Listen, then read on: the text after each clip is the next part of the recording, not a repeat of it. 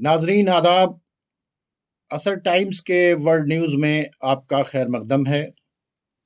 नाजरीन, जैसा कि आप जानते हैं कि 2025 से जो कत्ल, गारतगरी और जंग का सिलसिला जारी है, वो अब बहुत तेज़ी से आगे बढ़ रहा है और 2026 शुरू होते ही आप ये देखिए कि एक तरफ ट्रंप ईरान पर हमला करने की बात करते हैं और ये कहते हैं कि लॉक्ड एंड लोडेड, और उसके फौरन बाद पूरी दुनिया देखती है कि वेनेजुएला के ऊपर अटैक हो गया और वहाँ पर अमेरिकन फोर्सेस ने जाने के बाद वेनेजुएला के हाकिम को अरेस्ट किया और उसके बाद उसको लेकर चले गए। दूसरी तरफ ईरान को लगातार धमकी दी जा रही है और ईरान की तरफ से भी उसी तरह का जवाब दिया जा रहा है कि अगर हम पर किसी ने हमला किया तो फिर उसको मुंह तोड़ जवाब दिया जाएगा। और आज दुनिया के सामने ये क्लियर कट बात आ चुकी है कि अमेरिका के साथ अगर कोई नहीं है तो फिर अमेरिका उस रजीम को बदलने के लिए एड़ी चोटी का जोर लगा देती है। तो आज ईरान और वेनेजुएला पर बात करने के लिए हमारे साथ मौजूद हैं जनाब सैयद सुलेमान अहमद साहब। आपका इस्तकबाल करते हैं। सुलेमान साहब, जैसी कि आप सिचुएशन देख रहे हैं, तो एक एक पॉइंट के ऊपर हम लोग बात करें। ईरान के सिलसिले में आप क्या सवाल करना चाहते हैं? देखिए, ये इस सर्द मौसम में जो ईरान की आवाम सड़क पे है और अपने हुकूमत के खिलाफ वो हुकूमत जो उसने शाह को उखाड़ के बनाई थी, ये जो प्रोटेस्ट कर रहा है, इस पे आप क्या कहेंगे? बहुत अच्छी बात है कि देखिए, पीसफुल प्रोटेस्ट करना जी हर सिटीजन का राइट है, लेकिन जो अपने मुल्क से मोहब्बत करता है और जो गवर्नमेंट के खिलाफ प्रोटेस्ट करता है, तो वो मुल्क को बर्बाद करने के लिए नहीं सोचता है जी, गैर मुल्की ताकतों के हाथ में नहीं खेलता है। तो प्रोटेस्ट में जो गवर्नमेंट ने एक्सेप्ट किया है कि जहाँ के ऊपर जैसे महंगाई बढ़ रही है, जैसे करेंसी का रेट बहुत ज़्यादा डाउन हुआ है और जो पब्लिक को परेशानी आई है, उस पर जो ईरान के सदर हैं पेज़ेश्कियान, उन्होंने इस बात तो कहा है कि हम उसको दूर कर रहे हैं। लेकिन दूसरी तरफ अमेरिका की तरफ से जो कहा जा रहा है कि हम प्रोटेस्टर्स के साथ हैं, और पॉम्पियो जो बता रहे हैं कि ईरान के अंदर जो चल रहा है उसमें मोसाद के एजेंट हैं जो पूरी तरीके से लगे हैं ईरान की गवर्नमेंट को गिराने के सिलसिले में। तो इससे ये पता चल रहा है कि पीसफुल प्रोटेस्ट को हाईजैक करने के लिए अमेरिका और इजराइल ने अपनी पूरी ताकत झोंक दी है और वर्ल्ड का वो तमाम वेस्टर्न मीडिया जो ईरान को पसंद नहीं करता, वो तरह तरह का प्रोपेगेंडा कर रहा है। लेकिन हकीकत ये है कि अभी जनरल कासिम सुलेमानी की बरसी के ऊपर जो ईरान के अंदर सड़कों के ऊपर पब्लिक निकली और जिस तरह के उन्होंने नारे लगाए, उन्होंने खुले तौर से ऐलान किया कि हम अपनी सरकार के साथ में हैं।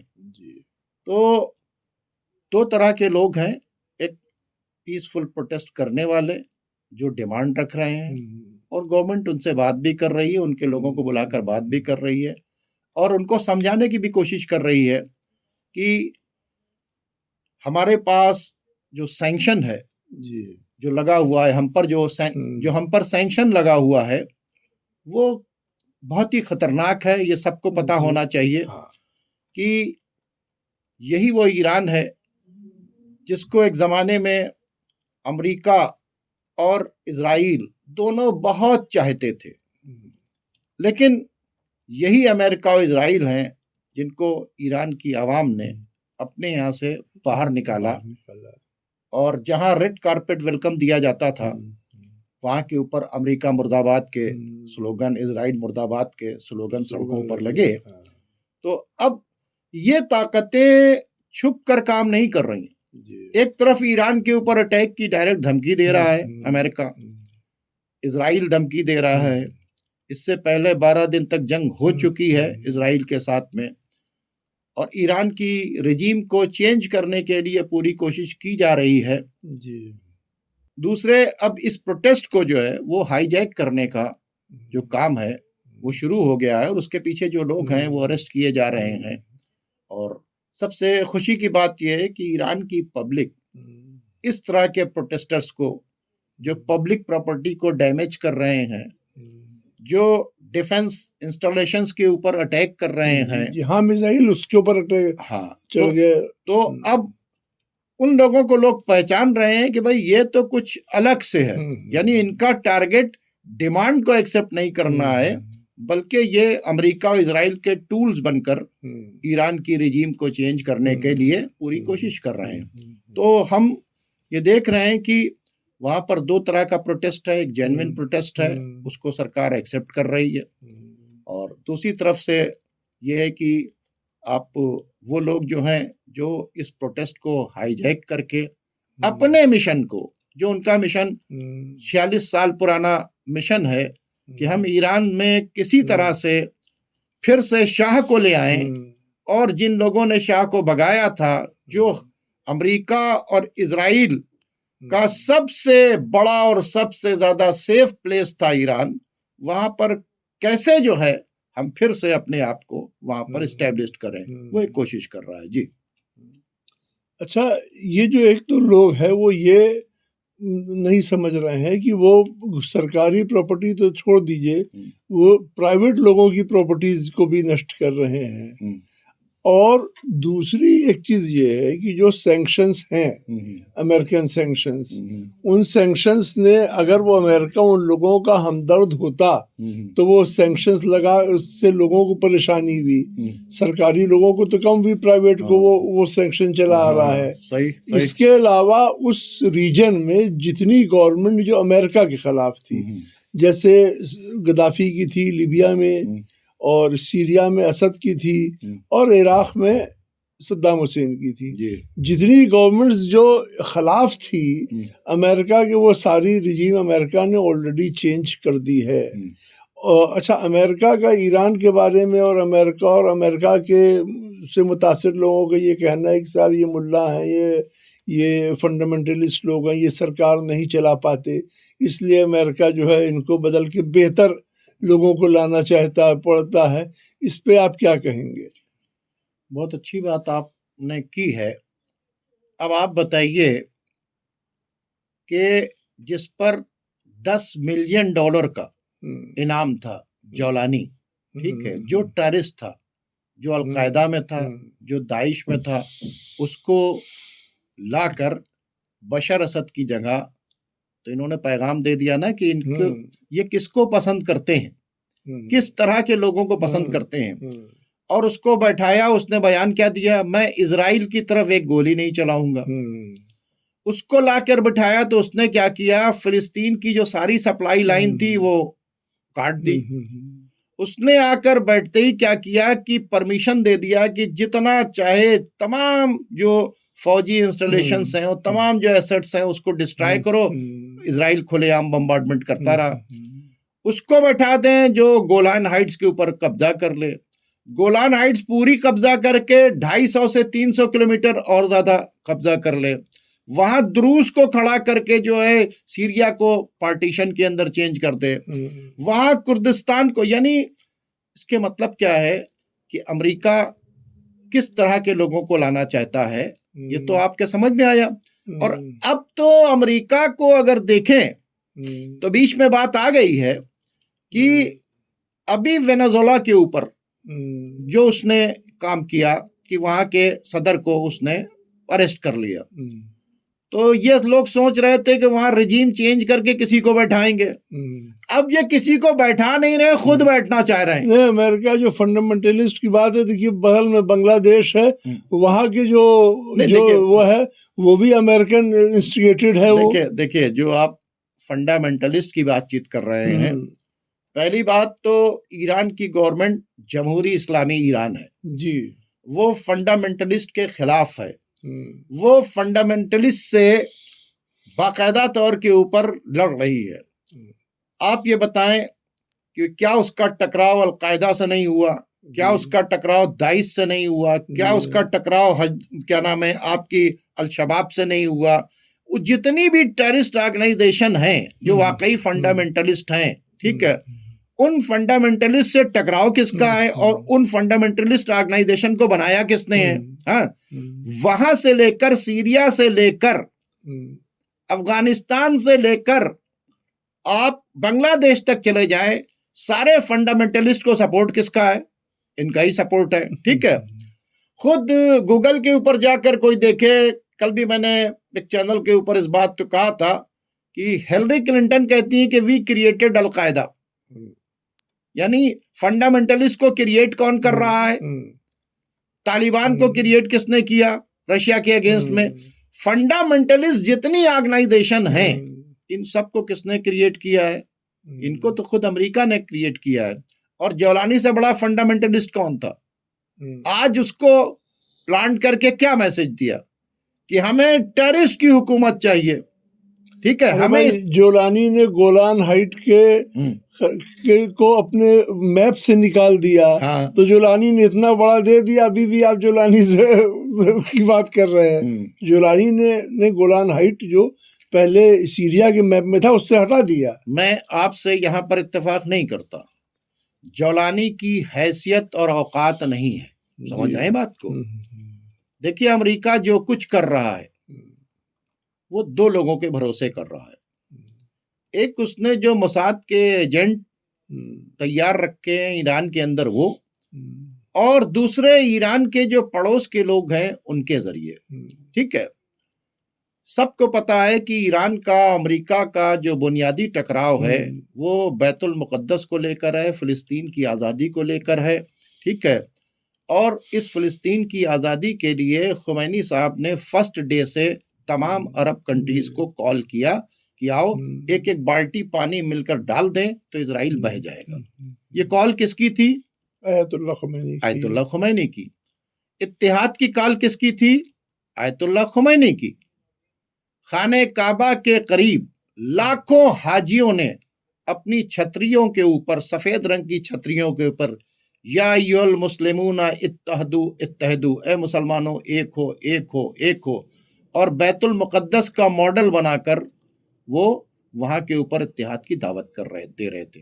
किसको? बैतुल मुक़द्दस को आज़ाद कराने के लिए, फिलिस्तीन को आज़ाद कराने के लिए। लेकिन ये जितने कंट्रीज हैं सो कॉल्ड मुस्लिम कंट्रीज, ये अमेरिका के इशारे के ऊपर चल रहे हैं। क्या ये बताइए कि बशर असद की गवर्नमेंट बगैर टर्की के मदद के गिर सकती थी?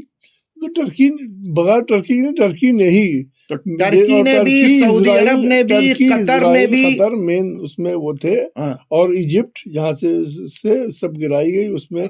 आप ये बताइए कि बशर असद की हुकूमत अभी गिर गई, 81 मुल्कों के टेररिस्ट को इकट्ठा करके अमेरिका ने बशर असद की गवर्नमेंट को गिराने का खेल शुरू किया था।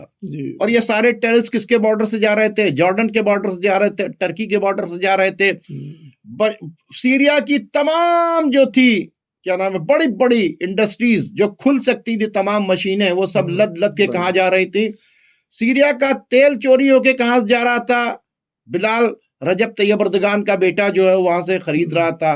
पूरे तरीके से सीरिया लूटा जा रहा था। दमेस्कस जो है वो थोड़ा सा बचा था। तो अमेरिकन ऑपरेशन सिकमोर था जो उन्होंने प्लान किया था कि सीरिया में रिजीम चेंज करना, हर वो रिजीम चेंज करना जिससे इजराइल को पोटेंशियल थ्रेट है। एक बात बताइए, सीरिया की रिजीम चेंज करने के लिए पूरी कोशिश की, जी, ठीक है। और वो पूरी कोशिश किसने की? अमेरिका के अलायंस ने मिलने के बाद 81 कंट्री के ट्रेनिंग टेररिस्ट आए, लड़ाके आए, ठीक है। यहां तक कि सऊदी अरब की जेलों के अंदर जिनको सजाए मौत थी उनसे कहा कि जाओ, अगर सीरिया में जाकर लड़कर तुम जो हो सीरिया को खाली करा दोगे तो हम तुमको सजा हाँ, वो देखिए, वो तो अमेरिका एडमिट कर रहा है। मेरी बात मैं बहुत इंपॉर्टेंट जगह के ऊपर जा रहा हूं। तो आखिर बशर असद की हुकूमत को गिराने में मुस्लिम ममालिक क्यों शामिल हुए? आज जो फिलिस्तीन की सप्लाई लाइन काटी गई, बैतुल मुकद्दस की आजादी के लिए जो तंजीमें लड़ रही थी, जिन्होंने बशर असद की गवर्नमेंट को आकर बचाया था, बशर असद की गवर्नमेंट गिराई क्यों जा रही थी? बशर असद की गवर्नमेंट इसलिए गिराई जा रही थी कि 2006 में जो हिजबुल्लाह की और क्या नाम इजराइल का टकराव हुआ था 34 दिन का, तो उसकी पूरी सप्लाई लाइन जो थी, देखिए, बशर असद की गवर्नमेंट ग्रेटर इजराइल का प्लान है। हाँ, उसमें वो छुपाते भी नहीं है, और बगैर सीरिया के मैदान को के शामिल किए हुए ग्रेटर इजराइल का एंट्री नहीं हो सकती, बन नहीं सकती है। तो अब सवाल ये पैदा नहीं, मैं बात दूसरी कह रहा हूं। देखिए, मैं बात यहां पे ले जा रहा हूं सलमान साहब, इतनी तमीद हो गई बात ये है कि ये ईरान के साथ जो कुछ हो रहा है खेल, वो पड़ोस के मुल्कों के जरिए हो रहा है, मुस्लिम ममालिक के जरिए हो रहा है। जो सारी तैयारी कर रहा है अमेरिका, वो इन्हीं बेसिस से कर रहा है। यही वजह है कि ईरान ने कहा है कि बेसिस को हम उड़ा देंगे। जो वो अमेरिका कह रहा है कि वी आर लोडेड, जो कह रहा है लॉक्ड एंड लोडेड, वो अगर ऑपरेशन शुरू होगा तो इन्हीं बेसिस से शुरू होगा। लेकिन एक बात और बता दो, जो तमाम दुनिया के लोग मानते हैं कि कभी भी वैक्यूम कहीं नहीं रहता। अगर ईरान का ये जो रिजीम है, इसके बारे में जिसकी जो भी राय हो, ये रिजीम गिरता है तो जो पावर वैक्यूम क्रिएट होगा, जैसे कोई बड़ी सी बिल्डिंग है, उसके सेंटर के 5-6 खंबे अब जाके गिरा दिए, ब्लास्ट कर दिए, तो पूरी बिल्डिंग क्या होगी? पूरी बिल्डिंग गिर जाएगी।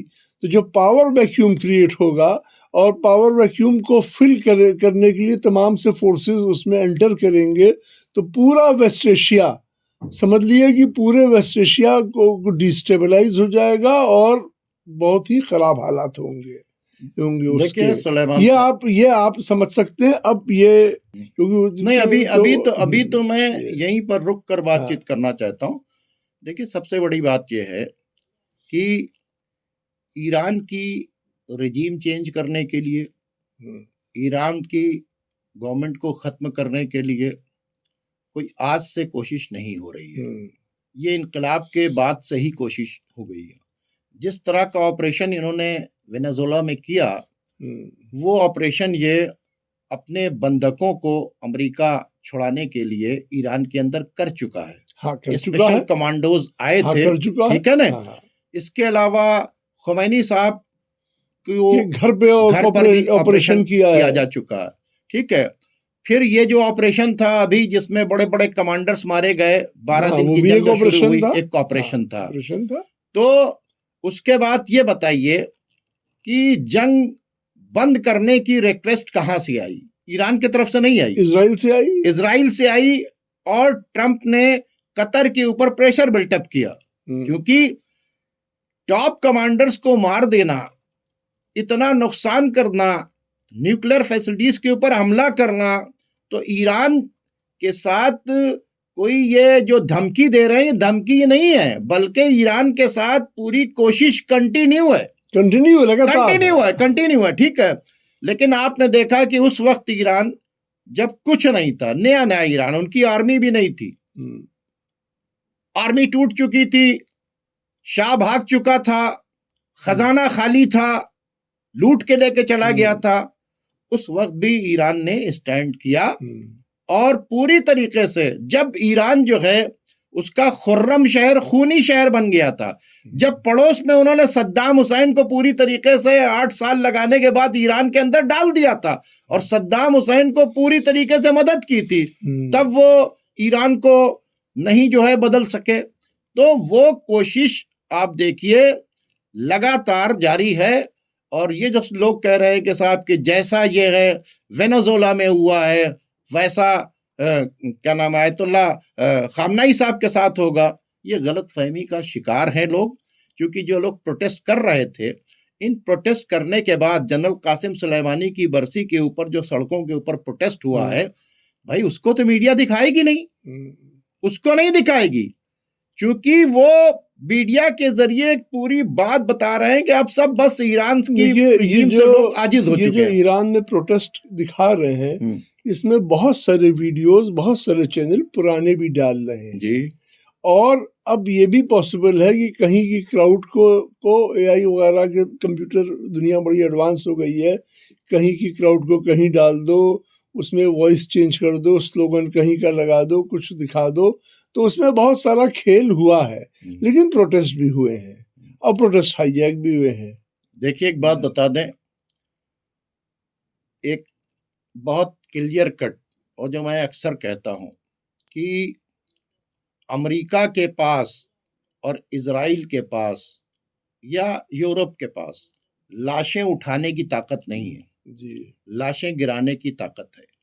वो ईरानी कौम है, वो पूरी तरीके से लड़ेगी, ठीक है, और वो उनके इंटरनल क्या मामलात हैं वो अपनी जगह है।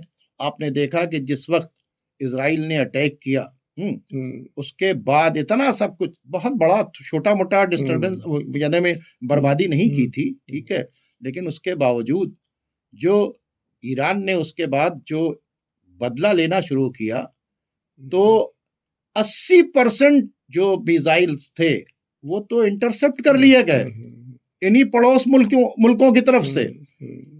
20% से कितना इजराइल, 33% इजराइल बर्बाद हो गया। 20% मिसाइल जो गिरी तो उससे 33% मिसाइल यानी 33% इजराइल बर्बाद हो गया। अगर वो 80% भी आ जाता तो फिर क्या होता? डर इस बात का है कि ईरान जब अटैक करेगा अमेरिकन बेसिस के ऊपर, तो ये प्रोपेगेंडा मशीनरी चिल्लाने लगेगी कि सऊदी अरब के ऊपर हमला कर दिया, यूएई के ऊपर हमला कर दिया, कतर के ऊपर हमला कर दिया, और इस बहाने से इनको ये यहाँ के ऊपर एक्टिव करने लगेंगे। जैसे अभी देखिए यमन के अंदर आपने देखा, देखिए जो आपने कहा कि लाश उठाने की वो नहीं है, उसके ऊपर उनकी एक पॉलिसी ये कि जैसे लीबिया में उन्होंने गद्दाफी को हटाया, लाशें आज भी गिर रही हैं, लेकिन लीबियन को ही मार रहा है। जी। और खाली लीबियन को नहीं मार रहा है, अफ्रीका से चार्ड वार्ड जो जितने ब्लैक कंट्रीज हैं जिनकी इकोनॉमी को अमेरिका डिस्ट्रॉय करे है, वहां से बेचारे लोग के पास कोई रोजगार नहीं, भाड़े पे लड़ने आते हैं। यूएई भी मदद दे रहा है, टर्की भी मदद दे रहा है, सब लोग, सारे लोग इन्वॉल्व में, आपस में लाश गिर रही है। यमन में आपस में लाश गिर रही है, सोमालिया में और सूडान में, तमाम ये सब कंट्रीज में आपसी में लाश गिर रही है। अभी अफगानिस्तान में आपस में लाश गिर रही है, यमन में गिर रही है। अगर ईरान का फॉल होता है तो एक बहुत बड़ा सिविल वॉर, एक बहुत बड़ा इंटरनल क्राइसिस आएगा, और वो बाहर से कफन भी ना भेजेंगे, लाशें जो गिराएंगे लोकल लोग एक दूसरे की ही गिराएंगे। देखिए ऐसा है कि ये गलतफहमी है लोगों को, ये प्लानिंग है, ये प्लानिंग तो नहीं है, ये तो कोशिश 46 साल से है। मैं क्या बोल रहा हूँ, ये तो 46 साल से कोशिश कर रहे हैं, ठीक है, ये कोई आज से कोशिश नहीं कर रहे हैं। दो कार्ड, एक तो शिया सुन्नी का कार्ड जो है लगातार खेला जा रहा है। अगर ईरान के अंदर शिया सुन्नी की बात होती तो इत्तेहाद की बात ना करता, अगर ईरान के अंदर शिया सुन्नी की बातचीत होती तो फिलिस्तीन की मदद ना करता। फिलिस्तीन तो तमाम सुन्नी है, तो अब अरे भाई लीबिया में तो शिया सुन्नी नहीं, वहां भी लाश गिर रही है। देखिए सवाल पैदा होता है कि देखिए एक बाकायदा तौर के ऊपर ये एक मिजाज तैयार किया गया है, इस तरह के मिजाज, इंटॉलरेंस का ना बर्दाश्त करने का। जहां पे सूडान में शिया सुन्नी नहीं, वहां लाश गिरी। देखिए एक बात बता दें, ईरान के अंदर नेशनल स्पिरिट बहुत पीक पर है जी। जब ऐसी पोजीशन आएगी कि अमेरिका इजराइल से बातचीत कोई करेगा तो अमेरिका के साथ तो इजराइल के साथ नहीं खड़ा होगा, बल्कि वो फिर अपने प्रॉब्लम को हल करने के बाद अमेरिका और इजराइल के खिलाफ खड़े हो जाएंगे। उनको भी पता है कि वो जो कुछ प्रॉब्लम झेल रहे हैं वो सैंक्शंस की वजह से दे रहे हैं। अगर ट्रंप बहुत हमदर्द है पब्लिक का तो सैंक्शन हटा दे। सैंक्शन हटा दे। सैंक्शन का सबसे बड़ा असर किस पर पड़ता है? पब्लिक के ऊपर पड़ता है। भाई इराक में 15 लाख बच्चे मरे सैंक्शन से दवाएं न जाने पे। फिलिस्तीन के अंदर रोज सब कुछ हो रहा है। यमन में कितने लोग 1.5 लाख आदमी मरे सैंक्शंस के जरिए, जो सप्लाई नहीं पहुंच पाई। फिलिस्तीन ताजा चल रहा है। तो उनको क्या अब तो वेनेजुएला के मामले से ये बिल्कुल क्लियर हो गया कि अमेरिका रिजीम नहीं चेंज करना चाहता, अमेरिका दूसरों के मुल्कों में हुकूमत करना चाहता है। अभी ये बयान ट्रंप का कि हम वेनेजुएला पर हुकूमत करेंगे, क्या मतलब है? देखिए वेनेजुएला, अब हाँ आप वेनेजुएला पे आए हैं। जी। वेनेजुएला की एक बात ये समझ लिए कि वेनेजुएला वो मुल्क है जहाँ पे दुनिया के सबसे बड़े तेल के रिजर्व्स हैं। तेल भी है, गोल्ड भी है, तेल के रिजर्व्स हैं। जी। और गोल्ड भी है, सिल्वर भी है। जी। लेकिन उसके बावजूद भी वेनेजुएला गरीब है, अपनी गलती से नहीं गरीब है। वेनेजुएला के खिलाफ जो लगातार सैंक्शंस हैं, जो वेनेजुएला में टेक्नोलॉजी और ट्रेंड लोगों को नहीं जाने दिया गया, जो हालात खराब रखे गए, इस वजह से वेनेजुएला में ऑयल एक्सप्लोरेशन नहीं हो पाया। जो रिफाइनरीज अमेरिका ने लगवाई तमाम पूरी दुनिया में, वो ऐसी रिफाइनरीज लगाई जो वेनेजुएलन ऑयल के लिए थोड़ा सा कम वो थी, तो लगातार वो नहीं होने पाया। अमेरिका की जो सुप्रीमेसी है दुनिया में पूरी, वो अमेरिका जो है वो सबसे ज्यादा इंडेप्टेड नेशन है, सबसे ज्यादा कर्जा है। और अमेरिका जो है किसी भी बड़े कंट्री से देख लिए, चाहे चाइना से देख लिए, चाहे उससे देख लिए, अमेरिका बाहर ज्यादा है, सामान बेच कम रहा है, खरीद ज्यादा रहा है। लेकिन जब तक अमेरिका का डॉलर पावरफुल है, तब तक अमेरिका पावरफुल है, क्योंकि उसके पास डॉलर है, डॉलर में चेक साइन करके दे देगा, जहां पे जो काम है हो जाएगा। अच्छा, अब डॉलर के पीछे आ जाइए आप। डॉलर के पीछे पेट्रोल डॉलर खड़ा हुआ है, क्योंकि तेल उसमें बिकना है। तो अमेरिका अब जब ब्रिक्स ने और रशिया और चाइना ने ये चीज लाने की कोशिश की कि डॉलर में नहीं करेंगे, इसका हमारी बात पे एतबार ना कीजिए। लेकिन जो प्रेशस मेटल भागा हुआ है, सोना इतना भागा, चांदी इतना भागा, ये सॉवरेन बैंक से भागा, रिजर्व बैंक ने किया, क्योंकि इन लोगों ने डॉलर सिस्टम को एग्जिट करने की कोशिश की, इसीलिए ये सोना चांदी प्रेशस मेटल इतना भागा। तो अमेरिका का इस पे ये जवाब ने ये सोचा कि जहां जहां तो ऑयल है उसको हम कंट्रोल कर लें, क्योंकि पूरी दुनिया को ऑयल लेना रहेगा, हम ऑयल बेचेंगे डॉलर में ही। जब हम ऑयल में डॉलर में बेचेंगे तो कोई पैरेलल करेंसी आने नहीं पाएगी। अभी एक बहुत बड़ा क्राइसिस आ गया, जिसको मीडिया ने रिपोर्ट नहीं किया। अमेरिका का सबसे बड़ा बैंक, सबसे बड़ा investment bank JP Morgan Stanley चांदी के जब बढ़ रही थी, तो जेपी मॉर्गन स्टैनली के लोग शॉर्ट करते गए। शॉर्ट करने से मतलब रहता है कि आपके पास सामान है नहीं, आप बेच दिए कि सस्ता होगा तो लेके देंगे। इतना ज्यादा शॉर्ट कर दिया, और इस बार ये हुआ कि लोग चांदी की डिलीवरी मांग रहे थे, तो बाकायदा अमेरिका ने मांगा चाइना से कि दे दो। चाइना ने फिजिकल चांदी देने से इनकार कर दिया। अब फिजिकल जब चांदी देने से इनकार कर दिया, तो ये जेपी मॉर्गन स्टैनली चेस जो है वो गिर सकता था बैंक। ये बैंक अगर जेपी मॉर्गन का गिरने का मतलब है, अमेरिका के सबसे बड़े इन्वेस्टमेंट बैंक के गिरने का मतलब है कि पूरी अमेरिकन इकोनॉमी गिर जाती। बिल्कुल सही। अब अमेरिका ने सबसे पहले तो वेनेजुएला का गला दबाया।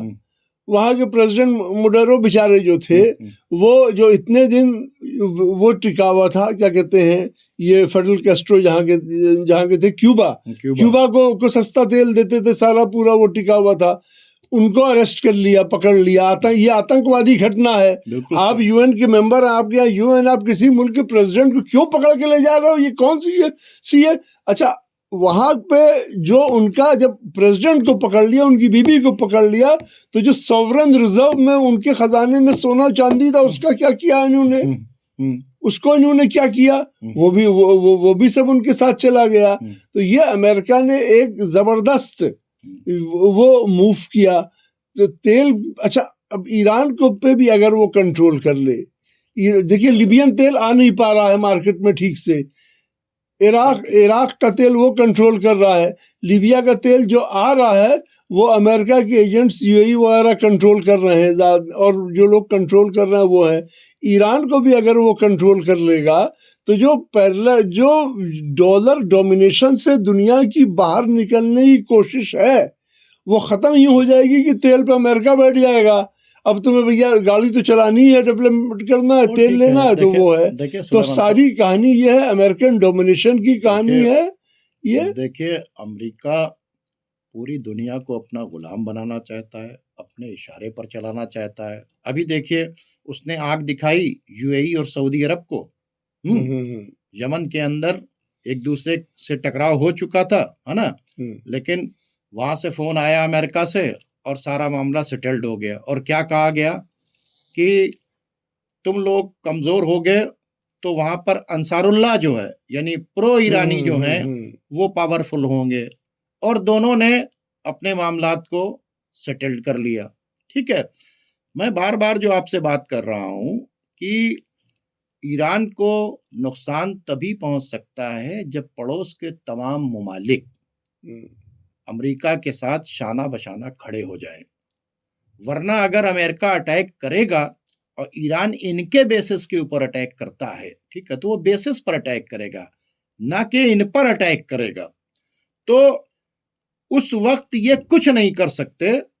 और आप ये देखिएगा कि ये जो इनके बेसेस है ना, यहां पर इतने मिसाइल्स गिरेंगे कि इनके लाशों का उठाना दुश्वार हो जाएगा। मजाक नहीं है ईरान से लड़ना। ईरान को लोग गलतफहमी का शिकार है कि हल्के में ले रहे हैं कि वेनेजुएला पहुंचे और वहां से लेके चले आए। अरे वहां के ऊपर उन्होंने काम किया है, एक एक ऑफिसर को खरीदा है, पूरी तरीके से उसकी इंफॉर्मेशन वहां पर है। 1 घंटे पहले चाइना का रिप्रेजेंटेटिव उससे मिलके गया, उसको कुछ पता ही नहीं, वो तो लेटा हुआ था। तो इसके मतलब, जैसे आपने देखा कि सीरिया के अंदर तमाम टॉप कमांडर्स खरीद दिए गए, ईरान के अंदर ऐसा नहीं है कि वहां तमाम आप जो है क्या नाम है आईआरजीसी के लोगों को खरीद लेंगे, बसीज के लोगों को खरीद लेंगे, खामनाई साहब के करीब के लोगों को खरीद लेंगे, तमाम ईरानियों को खरीद लेंगे, या जो प्रोटेस्ट करने वाले हैं इनके भरोसे आप सब कुछ कर लेंगे। पब्लिक के भरोसे नहीं हुआ है, आर्मी के भरोसे के ऊपर आए। ये इराक के अंदर भी जो सद्दाम हुसैन की जो आर्मी के लोग थे उनको भी खरीद दिया गया था।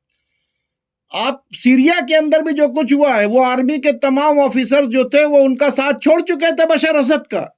तो वो सिचुएशन ईरान के अंदर नहीं है, ये ख्वाब और ख्याल है।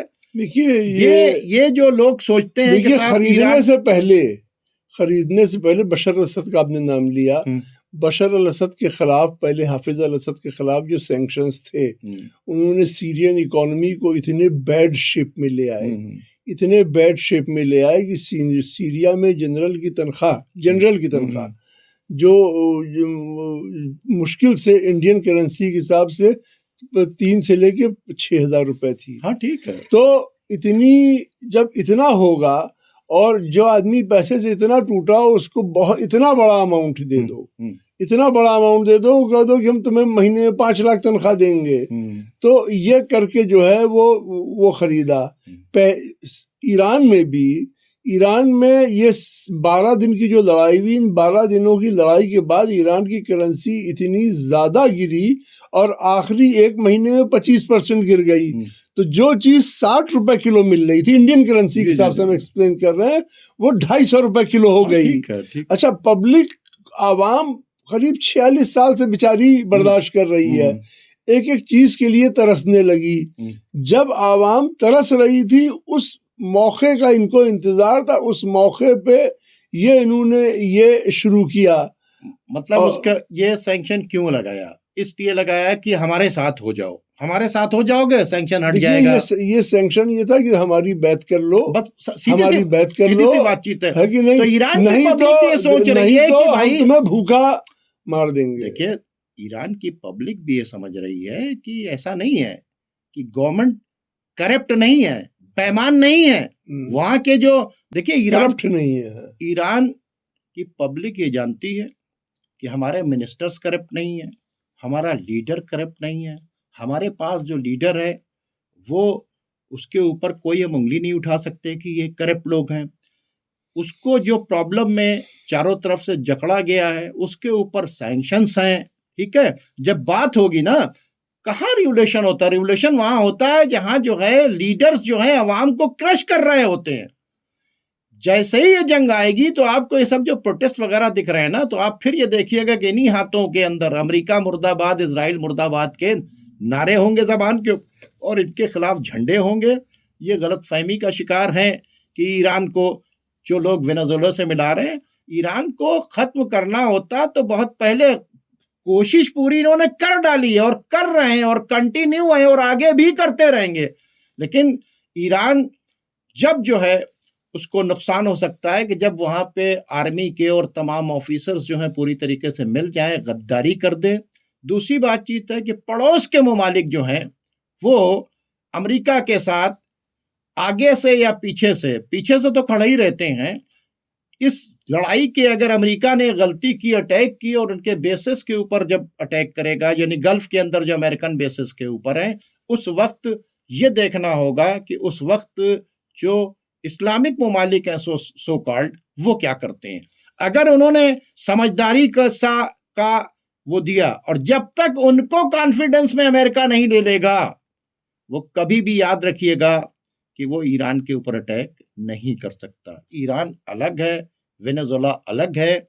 और चूंकि वक्त खत्म हो रहा है तो मैं कहता चलूं कि हमारे व्यूअर्स इस बात को समझ लें कि एक बहुत गलत मैसेज ट्रंप ने दिया है कि दूसरे के मुल्क के ऊपर जाकर कब्जा कर लिया, वहां के सदर को उठा लाया।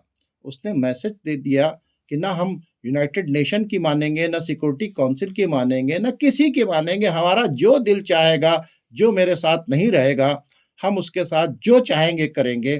तो ये जो चाहेंगे करेंगे, ये इन्होंने वेनेजुएला में कर लिया और इससे बहुत गलत मैसेज गया, क्योंकि वहां के ऊपर 60 बिलियन का इन्वेस्टमेंट था चाइना का भी। चाइना के अंदर वहां के ऊपर पूरा तेल जो है, वेनेजुएला का 90% तेल जो है वो चाइना जाता था। तो अब ये जो इन्होंने ऑल ऑफ सडन सारी चीजें की हैं, वो उसमें कामयाब इसलिए हुए हैं कि वेनेजुएला के अंदर के जो ऑफिसर्स थे वो इनके साथ मिल गए, पूरी इंटेलिजेंस उनको शेयर की, सारे तरीके से ये सारा इंतजाम जो है वो किसी और ने नहीं दिया, वेनेजुएला के लोगों ने करके दिया। और अब अमेरिका ने एक मैसेज दे दिया है कि हम रिजीम चेंज नहीं करेंगे, हम हुकूमत करेंगे। तो इसके मतलब अमेरिका के इस एक्शन से पूरी दुनिया को सबक ले लेना चाहिए कि ये ऑयल एंड नेचुरल रिसोर्सेस के लुटेरे हैं। ये इसकी लालच के अंदर किसी भी गवर्नमेंट के ऊपर कब्जा कर सकते हैं, कहीं की भी रिजीम चेंज करा सकते हैं, और जो इनकी नहीं मानेगा उसको ये सीट पर नहीं रहने देंगे। ये एक मैसेज है और ये मैसेज जो है इस वक्त की जो करंट पोजीशन है उसमें आपके सामने है। अगर आप देखें तो धीरे धीरे गजा को खाली कराया जा रहा है, वहां के ऊपर कत्ल गारत गरी खुरेजी जारी है। तमाम जो जितनी ऑर्गेनाइजेशंस हैं वो बता रही हैं कि यहाँ पर धीरे धीरे लोग गजा को खाली कर रहे हैं। लेकिन इन सब के ऊपर ये तमाम अरब कंट्रीज खामोश हैं। रजब तैयब एर्दोगान सिर्फ बयानबाजी कर रहे हैं। कभी बेंजामिन नेतन्याहू को टेररिस्ट कहते हैं, कभी फिरौन कहते हैं, कभी उनके यहाँ 2-4-5 लाख लोग जो है सड़क के ऊपर प्रोटेस्ट कर देते हैं। हकीकत ये है कि ग्रेटर इजराइल का एजेंडा आगे बढ़ रहा है। उसके रास्ते का रोड़ा, सबसे बड़ा रोड़ा जो है वो ईरान और ईरान की प्रॉक्सी है। और ईरान का सबसे बड़ा सेंटर जो था वो सीरिया था। सीरिया इस वक्त अमेरिका के पास है, अमेरिका और इजराइल के हाथों में खेल रहा है। अब भी अगर ये जो पड़ोस के मुस्लिम ममालिक हैं समझदारी से काम नहीं लेंगे तो धीरे धीरे अमेरिका एक एक करके तमाम मुल्कों को पर अपना कब्जा करता रहेगा। उसने एक मैसेज भी दे दिया कि अब तुमको नहीं बैठाएंगे, हम अपना आदमी बैठाकर हुकूमत करेंगे। तो चूंकि टाइम बहुत ज़्यादा हो गया है इसलिए हम अपनी बात को यहीं पर ख़त्म करते हैं। नाज़रीन, खुदा हाफिज़।